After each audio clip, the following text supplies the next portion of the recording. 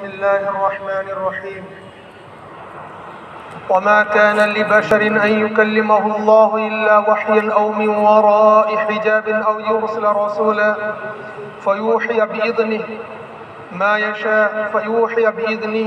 يشاء إنه علي حكيم وكذلك وحينا إليك روحا من أمرنا ما كنت تدري ما الكتاب ولا الإيمان ولكن جعلناه نورا نهدي به من نشاء من عبادنا وإنك لتهدي إلى صراط مستقيم صراط الله الذي له ما في السماوات وما في الأرض ألا إلى الله تسير الأمور صدق الله العلي العظيم শ্রদ্ধ সম্মানিত মুসল্লিয়ানে কিরামগণ, আমরা পবিত্র কালামুল্লাহ শরীফের 25 নম্বর পারার সূরা আশ-শুআরার 51 নম্বর আয়াত থেকে তেলাওয়াত শুনলাম। আল্লাহর নবী সাল্লাল্লাহু আলাইহি ওয়াসাল্লামের দ্বারা প্রচারিত আল্লাহ রাব্বুল আলামিনের প্রদত্ত ওহী অর্থাৎ পবিত্র কোরআনের আয়াতের মাধ্যমে নবী আকরাম সাল্লাল্লাহু আলাইহি ওয়াসাল্লাম যখন রব্বুল আলামিন তিনি যে প্রভু, তার বিকল্প যে নেই, এটা যুক্তি দিয়ে তিনি প্রমাণ করলেন, বুঝিয়ে দিলেন। এবং পরকাল যে সত্য, সেখানে আমাদের উপস্থিতি অসম্ভাবী হতেই হবে, এটাও আল্লাহ রাব্বুল আলামিন খুবই সুন্দরভাবে নবীর মাধ্যমে কোরআনের আয়াতের দ্বারায় বুঝিয়ে দেওয়ার পরেও কিছু মানুষ তারা নবী মুহাম্মদকে মানল না, অস্বীকার করল, সত্য বিমুখ। তাদেরই একটা শ্রেণী ইহুদি সম্প্রদায়। তারা বলল সবই আছে, সব বুঝলাম, কিন্তু মুহাম্মদ তোমাকে সাল্লাল্লাহু আলাইহি ওয়াসাল্লাম নবী বলে আমরা স্বীকার করছি না। তুমি শ্রেষ্ঠ নও। যদি তুমি শ্রেষ্ঠ হতে তোমার দাবি মতো, তাহলে তুমি নিশ্চয়ই মুসা আলাইহিস নবীর কথা জানো। আল্লাহ রাব্বুল আলামিন সরাসরি দিবালোকে তার সাথে কথোপকথন করেছেন, কথা বলেছেন তার সাথে। কেন তোমার সাথে তাহলে তিনি কথা বলেন না? তুমি তো দাবি করো সকল নবীগণের তুমি সর্বশ্রেষ্ঠ, নবীদের ইমাম। এক হাদিস শরীফের মধ্যে আল্লাহ নবী সাল্লাল্লাহু আলাইহি সাল্লাম ঘোষণা করছেন, আনা সাইয়্যিদু বুলদি আদম ফালা ফখর লি। আনা সাইয়্যিদু বুলদি আদম, দুটো শব্দই হাদিসের এসেছে। একটা তো যে বায়ান আমাদের চলছিল এক্ষুনি, যে ইহুদি সম্প্রদায়ের উত্তরে এখানে ইহুদিরা প্রশ্ন করলো, আনা সাইয়্যিদু বুলদি আদম, আদম সন্তান। অতীতে, বর্তমানে এবং আগামীতে, ভূত ভবিষ্যতে যত আদম সন্তান, সকলের নেতা আমি মুহাম্মদ সাল্লাল্লাহু আলাইহি ওয়াসাল্লাম। এই জায়গায় ইহুদি তারা বললো, যদি আপনি সবার সর্দার, নেতা, সবার থেকে সম্মানিত হন, তাহলে আল্লাহ রাব্বুল আলামিন কেন আপনার সাথে সরাসরি কথা বলছেন না? এর উত্তর দেওয়ার আগে যেহেতু হাদিসটা পাঠ করেছি, হাদিসের ছোট্ট আর একটা টুকরো রয়েছে, সেটা বলে নেই, যেটা আমাদের সাথে খুবই প্রয়োজন আমাদের জন্য। আল্লাহ নবী কি বললেন? আমি সকল মানবীর নেতা। তারপরে তিনি কি বলছেন? ওয়ালা ফখর লি, আমার কোনো অহংকার নেই, আমি এই যে আমরা ভাবি আমার সাথে ওকে মানায় না, ও আমার পাশে কেন দাঁড়াবে, আমরা ভাবি এইভাবে। ফখর, অহংকার, আত্মগরিমা, যেটাই বলি না কেন, আল্লাহ নবী বলছেন এত বড় সম্মান আমাকে আল্লাহ দান করেছেন, কিন্তু আমার কোনো আত্মগরিমা নেই। আর আজকে আমরা 2 পয়সার মালিকও না, সারা জীবন নামাজ পড়ি নাই, কেবল ঈদের দিনে ঈদগাহে এসেছি, এমন ভাবে মনে হচ্ছে যে আমি হলাম 1 নম্বর জান্নাতি। জুম্মার নামাজে আমি একবার পড়ে যাচ্ছি, মানে মনে করুন আমরা পড়ছি, ঘটনা চক্রে কোনো ভাই যদি দেখি নামাজের বাইরে আছে, তাকে আমরা আর চোখে তাকাই, ও তো জাহান্নামী। অবশ্যই জুম্মা ফাঁকি দেওয়া বা যে কোনো নামাজ ফাঁকি দেওয়া খুবই গর্হিত অন্যায়, কিন্তু এমনও তো হতে পারে তিনি এমন কোনো সমস্যার সম্মুখীন, যে সমস্যার কারণে তার জুম্মা বাদ দিয়ে তাকে জোহর পড়লেও কাজ চলে যাবে। আমি তো খবর নেই নাই, তাহলে কেন হেতুক আমি তার বিরুদ্ধে ধারণা নিচ্ছি? নিজেকে কেন এত ভাবাচ্ছি, এত কিছু? যারা রাতের পর রাত জেগে ইবাদতের মধ্যে থাকতেন, যাদের ইবাদত দেখে আল্লাহওয়ালারা ঈর্ষা করতেন, হযরত আবু বকরের কাছে রাদিয়াল্লাহু তাআলা, হযরত ওমর রাদিয়াল্লাহু তাআলা একদিন গিয়ে বলছেন, আবু বকর আমি ওমর, জানো আমি কে, আমার পরিচয়, আমার সম্পর্কে আল্লাহর নবী বলছেন লাউ কানা বাদি নবিয়্যুন লাকানা ওমর, যদি নবী মুহাম্মদ সাল্লাল্লাহু আলাইহি ওয়াসাল্লামের পরে আল্লাহর নবীর সিলসিলা, নবী হওয়ার ধারাবাহিকতা এখনো রাখতেন, তাহলে আমি নবীকে মানে উমরকে আল্লাহ নবী করতেন। আল্লাহ নবী স্বয়ং ঘোষণা করতেন, আমি সেই উমর, আমি তোমার কাছে একটা দরখাস্ত নিয়ে এসেছি। বলছে কি বলো? বলছে আবু বকর, তুমি আমি উমরের সারা জীবনের ইবাদতের সওয়াব নিয়ে নাও, তোমার এক রাতের বন্দেগী আমাকে দাও, ভিক্ষা চাই তোমার কাছে, দেবে? যে রাত্রে হুজুর হিজরত করছিলেন, গাড়ের মধ্যে গুহার মধ্যে বসে আরাম করছিলেন, সাপে দংশন করেছে আবু বকরকে, শরীর জ্বালা ধরে গেছে, রং পরিবর্তন হয়ে যাচ্ছে, তবু হিমছেন না। দোজাহানের বাদশার আরামে ব্যাঘাত ঘটবে। সেই রাতের ইবাদত আবু বকর তুমি আমাকে দাও, এক রাত। আমি নবী অতর যোগ্য রাখি, নবী হওয়ার যোগ্য আমার আছে। নবী মুহাম্মদ স্বয়ং তিনি তার পবিত্র জবানে বলছেন, আমি সেই উমর, আমার সব তুমি নিয়ে নাও এক রাতে।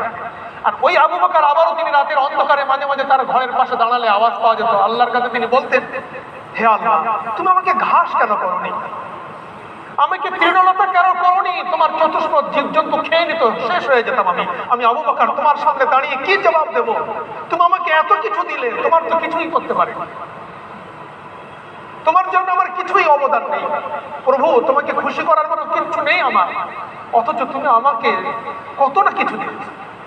আবু বকর সেই উমর রাদিয়াল্লাহু তাআলা সেই রাতের ঘটনাও তো মনে পড়ে। সেই বুড়িমার বাড়িতে খাবার পৌঁছে দেওয়ার জন্য যখন তিনি তার সাথে চাকর, তার দাস, এখনের চাকর আর সেই যুগের চাকর অনেক পার্থক্য। এখন গবাদি পশু আমাদের বাড়িতে যে জীবজন্তু, সেই গবাদি পশুর সমান ছিল তৎকালীন যুগের দাস বা চাকর, তাদের কোনো অধিকার ছিল না। সেই দাস আর হযরত উমর রাদিয়াল্লাহু তাআলা দুজনে আছেন। উমর রাদিয়াল্লাহু তাআলা বলছেন, এই গমের বস্তাটা আমার পিঠে তুলে দাও। তিনি বলছেন, হুজুর, আপনি খলিফাতুল মুসলিমিন, প্রধানমন্ত্রী, এবং আপনি আমার মনিব, আপনি আমাকে কিনে নিয়ে এসেছেন খরিদ করে, আমি দাস, গোলাম, আমি না নিয়ে আপনার ঘরে তুলে দেবো, আমাকে দেন, আমি নিয়ে যাই। আর উমর বলছেন, আমি খলিফা, এই জন্যই তো নিচ্ছি, আমার নাগরিক খেতে পায় না, তার বাড়িতে পৌঁছে দেওয়ার দায়িত্ব আমার। কালকে কিয়ামতের ময়দানে যদি আল্লাহ জিজ্ঞাসা করেন, উমর, তোমাকে দায়িত্ব দিয়েছিলাম, প্রধানমন্ত্রী করেছিলাম, তোমার নাগরিক সে না খেয়ে মরছিল, কি জবাব দেবো আমি? দাও আমাকে। তারা কি ছিলেন আর আমরা কোথায়? 2 পয়সার কানাকড়ির মূল্য আমাদের নেই, অথচ অহংকার পাহাড় সমান আমাদের। আল্লাহ, আমি আমাকে নিয়ে বলছি, আমাকে আল্লাহ হিদায়াত দান করুন, সকলকে হিদায়াত দান করুন। আল্লাহ রাব্বুল আলামিন বলছেন, মান তাওয়াযা লিল্লাহ, আল্লাহ নবী সাল্লাল্লাহু আলাইহি ওয়াসাল্লাম বলছেন, মান তাওয়াযা লিল্লাহ, যে আল্লাহকে খুশি করার জন্য নিজের মধ্যে নম্রতার গুণ আনলো, নম্র হলো, রাফাআহুল্লাহ, আল্লাহ তাকে অনেক উচ্চ সম্মান দান করবেন।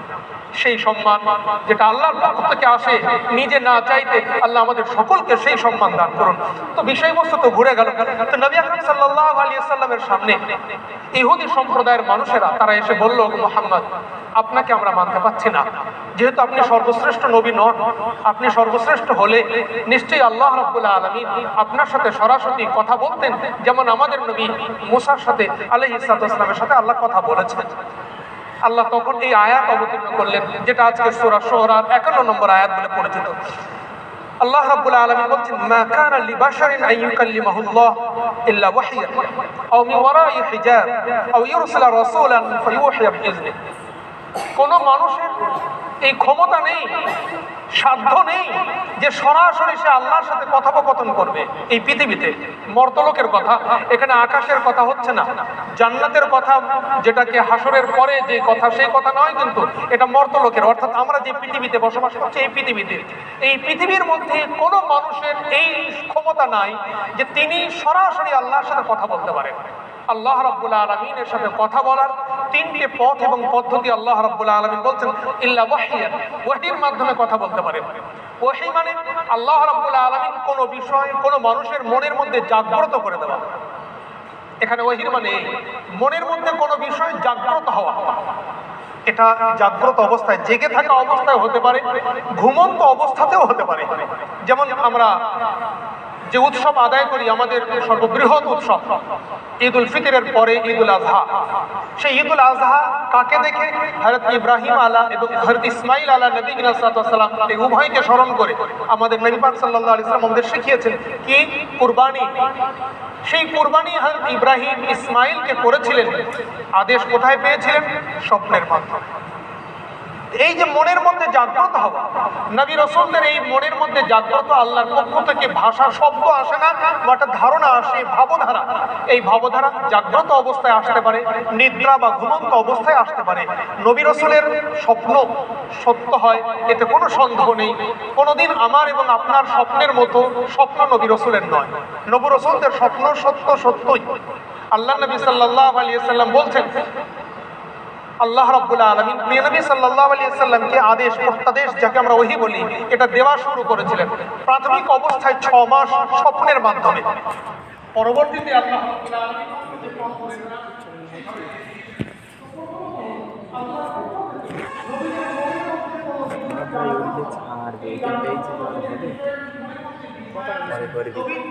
নিজের ভাষায় তিনি প্রকাশ করেন। ভাষা আসে না, বিষয় আসে। অথবা কোন পর্দার অন্তরাল থেকে, পর্দার আড়াল থেকে আল্লাহ রাব্বুল আলামিন তার বান্দার সাথে কথা বলেন। কিছু মুফাসসিরিন তারা বলছেন সত্যই আল্লাহ রাব্বুল আলামিন কোন পর্দার আড়াল করে নেন। হযরত জিবরিল আলাইহিস সালাতু ওয়াস সালাম এক সময় তিনি বলছেন, আল্লাহ নবী সাল্লাল্লাহু আলাইহি ওয়াসাল্লামের হাদিসের মধ্যে আসছে যে আমি আরশের কাছে অনেক নিকটে চলে গেলাম, আল্লাহ রাব্বুল আলামিন আমাকে ডাকলেন, আমি অনেক নিকটে গেলাম, আল্লাহ আমাকে কিছু আদেশ করলেন। অনেক নিকটে যাওয়ার পরেও আমার এবং আমার রবের মাঝখানে 70,000 পর্দার একটা অন্তরাল ছিল, একটা আড়াল ছিল 70,000। তো কোন মুফাসসিরিন এই সমস্ত হাদিসগুলোকে দেখে তারা বলছেন, যেমন আমরা পর্দা ব্যবহার করি, আল্লাহ রাব্বুল আলামিন ঠিক তদ্রূপ তিনি যেমন ভালো সেইভাবেই তিনি পর্দা ব্যবহার করেন বান্দার সাথে, এবং তার মাঝে পর্দার একটা আড়াল থাকে, অন্তরায় থাকে, তারপরে তিনি কথোপকথন করেন। কিছু মুফাসসিরিন যেমন তাফসিরে মাযহারি, তাফসিরে মারফুল কোরআন ইত্যাদি, এই সমস্ত মুফাসসিরিন তারা বলছেন যে না, এখানে পর্দা বলতে একটা আড়াল বলা হয়েছে, একটা প্রতিবন্ধকতা সেটা বলা হয়েছে। আল্লাহ রাব্বুল আলামিন তিনি আমরা যেভাবে পর্দা লাগাই এই পর্দা আল্লাহ ব্যবহার করেন না। মূলত এখানে পর্দা বলতে মানুষের দৃষ্টিশক্তির সীমিত হওয়াকে বোঝানো হয়েছে, যে আল্লাহ রাব্বুল আলামিন তিনি কোনো পর্দায় নিজেকে আবৃত করে ঢেকে রাখেন না, আড়াল করে রাখেন। আল্লাহ রাব্বুল আলামিন সেই যে জ্যোতি এবং নূরের, আল্লাহর নূর এবং জ্যোতি এত প্রখর, এত বেশি ব্যাপক যে কোনো পর্দাই তাকে গোপন করতে পারে না। আল্লাহর জ্যোতি, আল্লাহর নূর এত বেশি, এত ব্যাপক যে পৃথিবীর হাজার লক্ষ হাজার যদি আমরা পর্দা লাগাই, আল্লাহর জ্যোতিকে সে ঢাকতে পারে না, লুকাতে পারে না। এই জন্য এখানে পর্দা বলতে আমরা যে পর্দা মনে করি এই পর্দা নয়। এখানে পর্দা বলতে মানুষের দৃষ্টিশক্তি সীমিত হওয়া। আল্লাহ মানুষকে এই পৃথিবীতে দৃষ্টিশক্তি এত কম দিয়েছেন যেন ওটাই পর্দার কাজ হচ্ছে, সুতরাং সে আল্লাহকে দেখতে পাবে না। মরণের পরে যখন আল্লাহ রাব্বুল আলামিন আমাদের সকলকে জান্নাতবাসী করুন, তিনি আমরা সকলেই জান্নাতের আশা রাখি। অনেক গুনাহগার আমরা, তারপরেও আল্লাহর রহমত আমার গুনার থেকে অনেক বেশি, এই ভরসাই শুধু আমাদের। আল্লাহ আমাদের সকলকে জান্নাতি করুন। জান্নাতে দেওয়ার পরে আল্লাহ রাব্বুল আলামিন জান্নাতি মানুষদেরকে বলবেন, আর কি চাই বলো? বলে আল্লাহ অনেক তো পেয়েছি। বলে আরো মনে করো, আরো কি? বারবার তিনি বলবেন, বারবার জান্নাতীরা আরো চাইবেন, আরো চাইবেন। অবশেষে তারা ক্ষান্ত দেবেন যে আল্লাহ আর তো কিছু নেই, আর কি চাই? তখন আল্লাহ রাব্বুল আলামিন তার দিদার দর্শন দেবেন। এমন দিদার এবং দর্শন এত মনোমুগ্ধকর যে জান্নাতি মানুষ এই পৃথিবীর আয়ু যদি হতো 40 বছর লেগে যেত, তার একভাবে আল্লাহর দিকে তাকিয়ে থাকবে, তারা বুঝতেই পারবে না। আল্লাহ রাব্বুল আলামিন যখন তার দর্শন বন্ধ করবেন, দেখা দেওয়ার, তখন তারা অবাক হয়ে যাবে, কি হারালাম আমরা? এই তো এইভাবে দেখলাম না, সবে হারিয়ে গেল। অথচ এই পৃথিবীর হিসাবে 40 বছর বেশি সময় ধরে তারা আল্লাহকে দেখবে। তো আল্লাহ রাব্বুল আলামিন তখন জান্নাতি মানুষদের দৃষ্টিশক্তি তিনি বেশি করে দেবেন, বৃদ্ধি করবেন, তারা দেখতে পাবে। তো আল্লাহ রাব্বুল আলামিন তিনি বলছেন যে মানুষের সাথে কথোপকথনের এক পদ্ধতি, যে আল্লাহ মানুষের হৃদয়ের মধ্যে কোনো কথা তিনি উদ্ভাবন করেন, কোনো কথা তিনি জাগ্রত করেন, তারা সেটাকে বোঝে, অনুভব করে এবং রাসূলগণ। আর দ্বিতীয় নম্বর, কোনো পর্দার অন্তরাল থেকে আল্লাহ রাব্বুল আলামিন কথা বলেন, আর তৃতীয় নম্বর যেটা সব থেকে বেশি প্রচলিত এবং সবাই যেটা আমরা জানি, অথবা তিনি কোনো দূত প্রেরণ করেন, অর্থাৎ কোন ফেরেশতাকে পাঠিয়ে দেন। সেই ফেরেশতা আল্লাহর আদেশ অনুমতি নিয়ে, আল্লাহর বলা, আল্লাহর দেওয়া আদেশ অনুমতি ক্রমে যতটুকুনি আল্লাহর ইচ্ছা ততটুকুনি তার কাছে ব্যক্ত করেন, কথা বলেন, অর্থাৎ মাধ্যমে, সরাসরি নয়, ফেরেশতার মাধ্যমে আল্লাহ রাব্বুল আলামিন কথা বলেন। আর এইভাবেই আল্লাহ রাব্বুল আলামিন নবী মুসা আলাইহিস সালামের সাথে কথা বললেন, সরাসরি বলেন, অন্তরাল থেকে, আড়াল থেকে। তাই তো হযরত মুসা আলাইহিস সালাম আল্লাহর কথা যখন শুনলেন, একটা মিষ্টি আওয়াজ তার কানে আসলো, তিনি ভাবতে লাগছেন কোন দিক থেকে আওয়াজ আসছে। কখনো ভাবছেন পিছনে, কখনো ভাবছেন সামনে, কখনো বামে, কখনো ডাইনে, চতুর্দিক থেকে তিনি তাকিয়ে দেখছেন, কোনো দিকে দেখছেন না। তখন তিনি বলে উঠছেন, রব্বি আরিনি আনজুর ইলাইক, ওগো আল্লাহ আমাকে দেখা দাও, আমি আপনাকে দেখতে চাই। হযরত মুসা আলাইহিস সালাম এই আবেদন করলেন। আল্লাহ রাব্বুল আলামিন বললেন, ওগো মুসা আমাকে দেখতে পারবে না, লান তারানি, পৃথিবীতে আমার দেখার মতো ক্ষমতা তোমাদের নেই, কোনো সৃষ্টির নেই। হযরত মুসা আলাইহিস সালামের মন তবুও ব্যাকুল যে আল্লাহর এত সুন্দর একটা আওয়াজ শুনলাম, তাকে দেখবো না? যে আল্লাহকে এত সিজদা করি, এত কিছু তার ইবাদত করি, তাকে একটু দেখবো না? এই তো সুবর্ণ সুযোগ। তার মনের মধ্যে যেন প্রশ্ন থেকেই যাচ্ছে। তখন আল্লাহ রাব্বুল আলামিন তাকে সান্ত্বনা দেওয়ার জন্য, যে দেখো মুসা, তুমি তো একটা মানুষ, তোমাদের ধারণা অনুযায়ী এই পৃথিবীর যাবতীয় সৃষ্টির মধ্যে সব থেকে কঠিন এবং সব থেকে মজবুত সৃষ্টি হলো কি? পাহাড়, পর্বত। সব থেকে শক্তিশালী, সব থেকে নিরেট, সব থেকে মজবুত হলো পাহাড়, পর্বত, যাকে এক চুল পরিমাণ, বিন্দু পরিমাণ কেউ সরাতে পারে না। সেই পাহাড় যেটাকে তোমরা সবার থেকে শক্তি এবং ভারী মনে করো, বড় মনে করো, দেখো তার প্রতি আমার নূরের তাজাল্লি, জ্যোতি যদি আসে কি হয়ে যায়। তারপরে তিনি নূরের জ্যোতি দিলেন, সবকিছু মানে যাকে বলা যায় একেবারে উলট পালট হয়ে গেল। আল্লাহ রাব্বুল আলামিন মুসা আলাইহিস সালামের সাথেও তিনি পর্দার সাথে কথা বলেছেন, আর নবী মুহাম্মদের সাথেও সাল্লাল্লাহু আলাইহি ওয়াসাল্লাম পর্দার সাথে কথা বলেছেন। সুতরাং নবী আকরাম সাল্লাল্লাহু আলাইহি ওয়াসাল্লামের সাথে এই কথা হয়নি বলে তাকে ছোট মনে করা এটাও অনুচিত। আল্লাহ রাব্বুল আলামিন এই জবাব তাকে দিলেন, ওয়াকাযালিকা আওহাইনা ইলাইকা রূহাম মিন আমরিনা, এমনই ভাবে আমি আপনার কাছে রূহ পাঠিয়েছি। ওয়াকাযালিকা, এমনই ভাবে, আওহাইনা, আমি ওহী প্রেরণ করেছি, ইলাইকা, আপনার কাছে, রূহান, একটা রূহ পাঠিয়েছি, মিন আমরিনা, আমার আদেশ ক্রমে। আল্লাহর রূহ পাঠিয়েছেন নবী মুহাম্মদ সাল্লাল্লাহু আলাইহি ওয়াসাল্লামের কাছে। রূহ বলতে কি? সাধারণত আমরা যেটা বুঝি রূহ বলতে আত্মা, এখানে কিন্তু সেটা নয় মোটেই। আত্মা, যাকে জীবনী শক্তি বলা হয়, আজকের এই আয়াতে রূহ বলতে আত্মার দিকে ইঙ্গিত মোটেই হচ্ছে না। তাফসীরে মারিফুল কোরআন যদি দেখেন, আল্লামা শফি সাহেব রাহমাতুল্লাহ আলাইহি তিনি লিখছেন, রূহ বলতে হযরত জিবরাইল আলাইহিস সালাম, আল্লাহর ফেরেশতা। ওয়াকাযালিকা আওহাইনা ইলাইকা রূহাম মিন আমরিনা, এমনই ভাবে আমি আপনার কাছে আমার ফেরেশতা জিবরাইলকে ওহী দিয়ে পাঠিয়েছি, আমার আদেশে জিবরাইলকে পাঠিয়েছি। তাফসীরে মাযহারি যদি দেখেন, তাফসীরে বাগাবী যদি দেখেন, তাফসীরে মাযহারি এখানে তিনি রূহ বলতে বলছেন অন্য কিছু। তিনি বলছেন এখানে জিবরাইল ফেরেশতা নয়, এখানে আল্লাহ রাব্বুল আলামিন পবিত্র কোরআন শরীফকে উদ্দেশ্য করে বলছেন, ওয়াকাযালিকা আওহাইনা, আমি ওহী এবং প্রত্যাদেশ পাঠিয়েছি আপনার কাছে একটা রূহ, একটা কিতাব, পবিত্র কোরআনকে, মিন আমরিনা, আমার আদেশে। মা কুনতা তাদরি মাল কিতাব ওয়াল ঈমান, আল্লাহ রাব্বুল আলামিন বলছেন, ওগো আমার হাবিব, আপনার কাছে এই ওহী আসার পূর্বে আপনি কিতাব কাকে বলে জানতেন না, ঈমান কাকে বলে আপনি জানতেন না, কিতাব কাকে বলে আপনি জানতেন না। আমার নবী ছিলেন উম্মি, নিরক্ষর।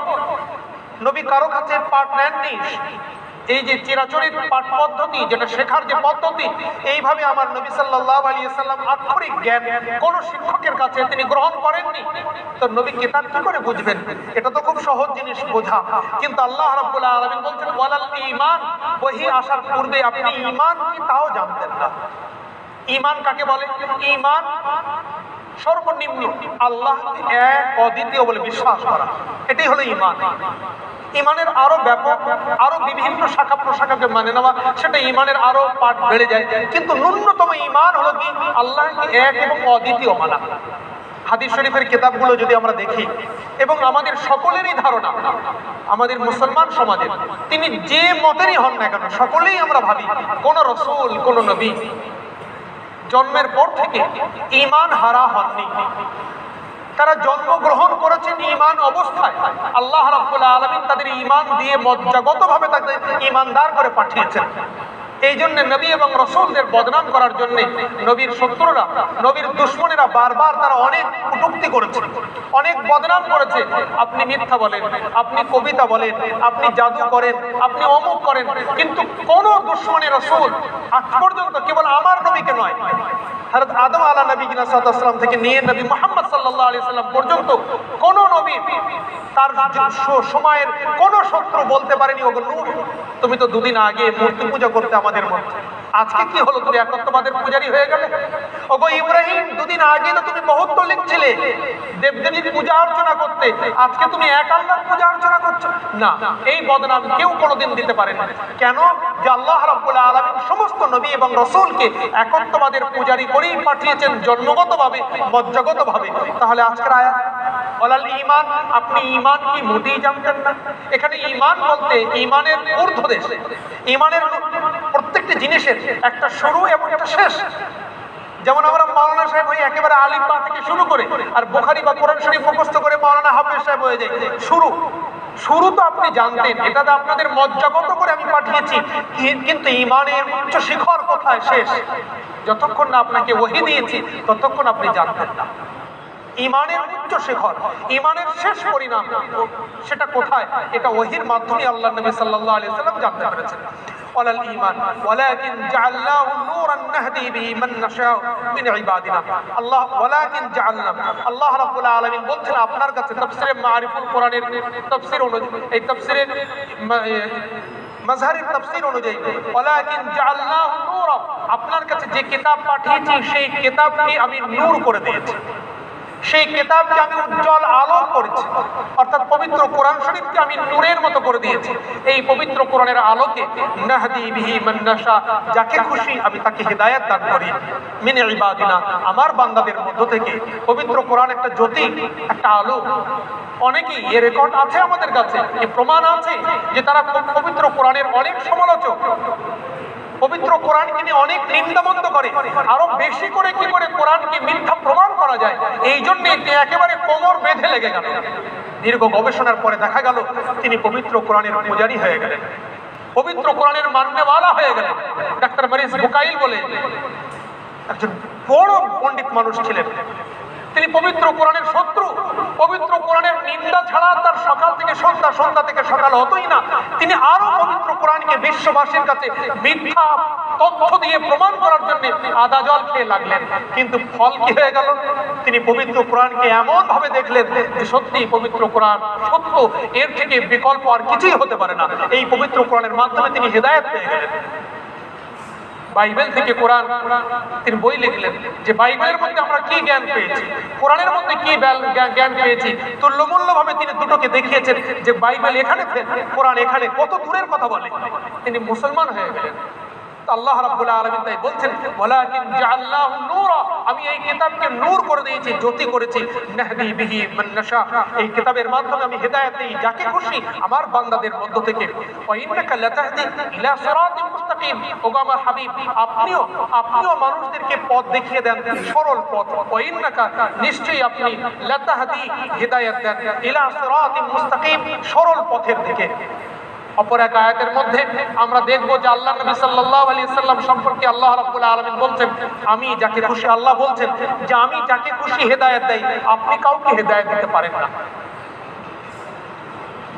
আমি হেদায়েত দেই, অর্থাৎ আল্লাহ হেদায়েত দেন।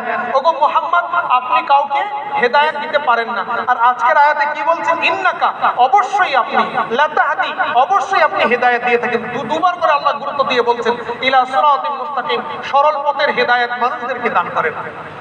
আর ওখানে বলছেন হেদায়েত দেন না। একই কোরআনের মধ্যে দুটো কথা। হেদায়েত বলতে কি? হেদায়েতের দুটো অর্থ। আল্লাহ রাব্বুল আলামিন হিদায়াত মানে পথ দেখানো, আর হিদায়াত মানে গন্তব্যে পৌঁছে দেওয়া, দুটোই হিদায়াত।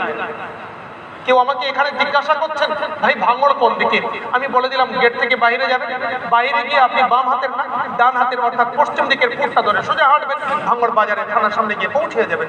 এটা হেদায়েত, পথ দেখানো। আর হেদায়েত কাকে বলে? আরো একটা আছে হেদায়েত। সেই হেদায়েত কি? ভাঙড় কোথায় আমাকে তিনি জিজ্ঞাসা করছেন, আমি বলছি আমিও তো ভাঙড়ে যাবো, নামাজ আমার হয়ে গেছে, আমার বাইকে বসুন, আমার পিছনের সিটে থেকে বসিয়ে নিলাম, সহযাত্রী করলাম, ভাঙড়ে নিয়ে গিয়ে নামিয়ে দিয়ে বললাম এই ভাঙড়। এই হেদায়েত আল্লাহ রাব্বুল আলামিন দান করেন। আর আগের যে হেদায়েত পথ দেখিয়ে দেওয়া, এই ডান দিকে গিয়ে বাম দিকে এই পথটা ভাঙড়ে চলে যায়, এটা দেন নবী সাল্লাল্লাহু আলাইহি ওয়াসাল্লাম। অর্থাৎ সোজা গন্তব্যস্থলে পৌঁছে দেওয়া, যেখানে ভুল হওয়ার কোনো প্রশ্নই নেই, সেই হেদায়েত আল্লাহ রাব্বুল আলামিনের কাছে। আর কেবল পথ দেখানো, গন্তব্যে আমি আপনি পৌঁছাতে পারি নাও বা পারি, এই হেদায়েত নবীর কাছে। তাই তো নবী আকরাম সাল্লাল্লাহু আলাইহি ওয়াসাল্লাম বারবার তার চাচা আবু তালিবকে তিনি হেদায়েত দিচ্ছেন, ওগো আমার চাচা, এই বহুত্তলি কথা ছেড়ে দেন, এই দেবদেবীর পূজা অর্চনা ছেড়ে দেন, এক আল্লাহকে স্বীকার করুন। তিনি নবীকে অনেক ভালোবাসতেন, তারপরেও তিনি এক আল্লাহকে স্বীকার করতে পারেননি। বহুত্তলিক ধারণা নেই, পূজা অর্চনার ধারণা নেই, তিনি গত হয়ে গেলেন। আল্লাহ নবী সাল্লাল্লাহু আলাইহি ওয়াসাল্লাম বারবার চেষ্টা করে, যে ওগো হাবিব, ওগো আমার চাচা, আপনি একবার মাত্র কালেমা পড়ুন লা ইলাহা ইল্লাল্লাহ, যে এক আল্লাহ ছাড়া অন্য কেউ না, আল্লাহর কাছে আমি সুপারিশ করবো আপনার জন্য, তাও তিনি পড়েননি।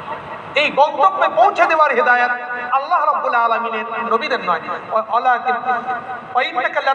অবশ্যই আপনি পথ প্রদর্শন করেন, পথ দেখিয়ে দেন, ইলা সিরাতিল মুস্তাকিম, সহজ এবং সরল পথ। সিরাতিল্লাহিল্লাযী লাহু মা ফিস সামাওয়াতি ওয়াল আরদ। কোন সেই পথ? সহজ পথ। কোন পথ? সিরাতিল্লাহ, আল্লাহর পথ। লাহু মা ফিস সামাওয়াতি ওয়া মা ফিল আরদ, আল্লাহ রাব্বুল আলামিনের পথে চলতে হবে, এই পথই সহজ। প্রশ্ন জাগে, আল্লাহর পথে চলবো কেন? অন্য আরো তো অনেক পথ আছে, অনেক ইজম আমাদের কাছে রয়েছে, অনেক ভাবধারা আমাদের কাছে রয়েছে, সেই সমস্ত ইজম বা ভাবধারাতে আমরা চলতে পারি। ইসলামিজম আল্লাহর পথে চলবো কেন? আল্লাহ রাব্বুল আলামিনকে যুক্তি আমাদেরকে আগে বুঝিয়ে এসেছিলেন যে সাধারণত মানুষ জন্মগতভাবে, মানবীয়ভাবে তারা নিজের কি শক্তিকে পূজা করে, সম্মান করে, শ্রদ্ধা করে। আল্লাহ রাব্বুল আলামিন বলছেন আল্লাহর পথে তোমাদেরকে চলতে হবে। কেন? এই তোমরা যাকে দেখো, যা কিছু শোনো, সবার থেকে বেশি শক্তি কার জানো? আল্লাহ রাব্বুল আলামিনের। তার শক্তির প্রমাণ কি? লাহু মা ফিস সামাওয়াতি ওয়া মা ফিল আরদ, আল্লাহ রাব্বুল আলামিনের একছত্র অধিপতি, যা কিছু আসমান এবং জগতে, নবমণ্ডল আর ভূমণ্ডলে যা কিছু দেখছো, এই সমস্ত কিছুর সার্বভৌমত্বের অধিকার একমাত্র আল্লাহ রাব্বুল আলামিনের। এর থেকে বড় শক্তি আর কার? সুতরাং শক্তিকে যদি পূজা করতে হয়, শক্তিকে যদি মান্যতা দিতে হয়, এক আল্লাহকে মান্যতা দাও। লা ইলাহা আলা ইলাল্লাহি তাসিরুল উমুর। খবরদার, এরপরেও আমরা দেখব অনেক মানুষ আল্লাহকে স্বীকার করে ইসলামের পথে আসে না। আল্লাহ তাদের জন্য হুঁশিয়ারি দিয়ে বলছেন একেবারে সূরার শেষ অংশে, শেষ আয়াত, আলা, খবরদার, ইলাল্লাহ, নিশ্চয়ই আল্লাহর দিকে বা আল্লাহর কাছে তাসিরুল উমুর, সমস্ত কাজকে প্রত্যাবর্তন করতে হবে, ফিরে যেতে হবে। অর্থাৎ তোমার জীবনের যাবতীয় কাজের হিসাব নিয়ে তোমাকে সেই আল্লাহর দরবারে গিয়ে উপস্থিত হতে হবে। আজকে তুমি তোমার স্বাধীনতা নিয়ে যা কিছু করতে পারো, সেদিনের হিসাবের জন্য প্রস্তুত থাকো। আল্লাহ রাব্বুল আলামিন আমাদের প্রত্যেককে পবিত্র কোরআন সম্পর্কে আরো বেশি জানা এবং বোঝার তৌফিক দান করুন। অনেকেই প্রশ্ন করেছিলেন যে আজকে নবী দিবস, নবী আকরাম সাল্লাল্লাহু আলাইহি ওয়াসাল্লাম জন্মগ্রহণ করেছেন কোন কোন সূত্র অনুযায়ী 12ই রবিউল আউয়াল। কিছু বর্ণনায় অন্য দিনেও এসেছে, আজকে 12ই রবিউল আউয়ালের কিছু কথা বললে ভালো হতো। মা আয়েশা সিদ্দিকা রাদিয়াল্লাহু তাআলার কাছে একদিন সাহাবারা গিয়েছেন, গিয়ে বলছেন আম্মাজি, নবী সাল্লাল্লাহু আলাইহি ওয়াসাল্লামকে আমরা বেশি তার সঙ্গ পাই নাই। মানে কিছু ছোট সাহাবী যারা ছিলেন, বয়সে প্রবীণ সাহাবী, নবীন সাহাবী, তো আমাদের নবী চরিত্র নিয়ে কিছু আলোচনা করুন, আমরা শুনতে চাই। হযরত মা আয়েশা তাদেরকে বললেন, আরে তোমরা কি বাড়িতে কোরআন নেই, কোরআন পড়ো না? বলছে হ্যাঁ কোরআন পড়ি। বলে ওই কোরআনটাই তো নবীর চরিত্র, কোরআনটা ভালো করে পড়লেই ওইটাই তো নবী চরিত্র হয়ে যায়। তো আজকে আল্লাহ রাব্বুল আলামিন যতটুকু বলার তৌফিক দিয়েছেন, সেটাই আমরা মা আয়েশার হাদিস ধরে নিলে নবী চরিত্রেরই আলোচনা হলো, যে আল্লাহ নবী সাল্লাল্লাহু আলাইহি ওয়াসাল্লামের জীবনী থেকে, অর্থাৎ পাক কোরআন থেকে আমরা আলোচনা শুনেছি। নবী আকরাম সাল্লাল্লাহু আলাইহি ওয়াসাল্লাম সম্পর্কে বর্তমানে একটা আবহাওয়া দূষিত হয়ে চলেছে।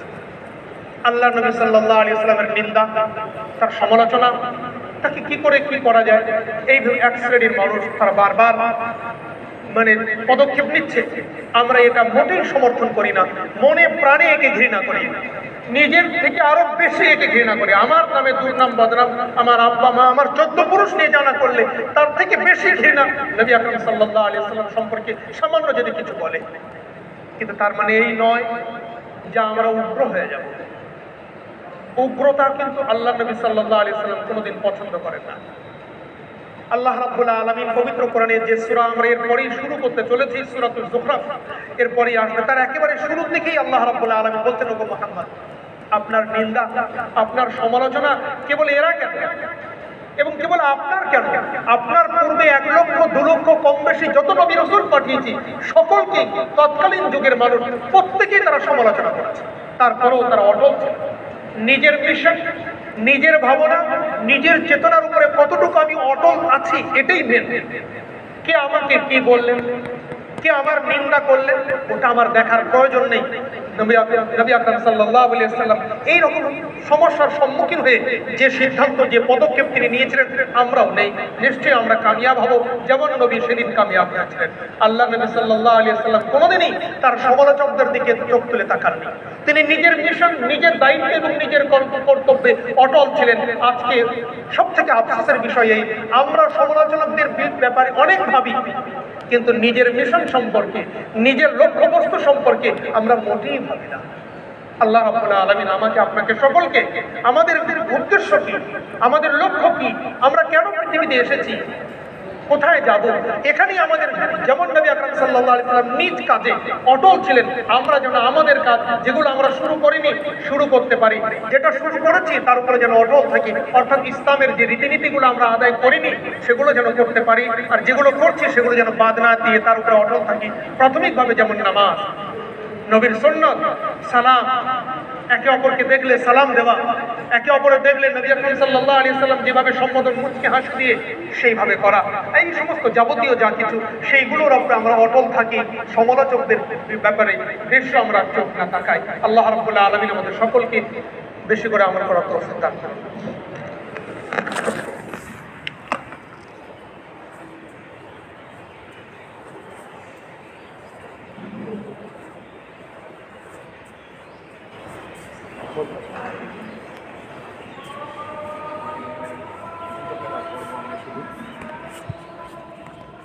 হৃদয়টা পড়িয়ে দিলি।